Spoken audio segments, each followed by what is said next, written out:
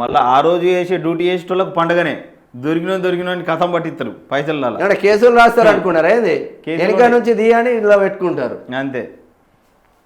ఇక ఇవాళ నుంచి జనవరి 1 దాకా special drunk and drive Hyderabad city వ్యాప్తంగా పటిష్ట బందోబస్తు అంటున్నారు సిపి సజ్జనార్.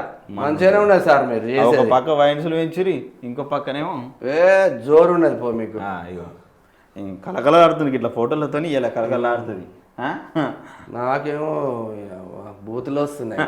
అర్ధరాత్రి 12 గంటల వరకు వైన్స్ చాలా ఉంటుందట. బార్లు ఇక క్లబ్బులు 1 గంట వరకు ఉంటాయట. 31వ తేదీన ఓపెన్ ఉండేలా ఆ సర్కార్ జీవో తీసుకొచ్చింది. నిబంధనలు ఉల్లంఘిస్తే కఠిన చర్యలు అని చెప్పి పోలీస్ శాఖ చెప్తా ఉంది. ఇప్పుడు క్లబ్లలో బార్లలో డాన్స్ చేస్తారు కదా గోవాకి అటు ఇటు, అవి కూడా తీసుకురాపోయింది సార్. వాళ్ళని కూడా తీసుకొచ్చి జర పెడితే అయిపోతుంది కదా. సిద్దిపేటలో అన్నీ ఉన్నాయంట. సిద్దిపేటలో షాపింగ్ మాల్స్, కార్ షోరూమ్స్ అన్నీ ఉన్నాయంట.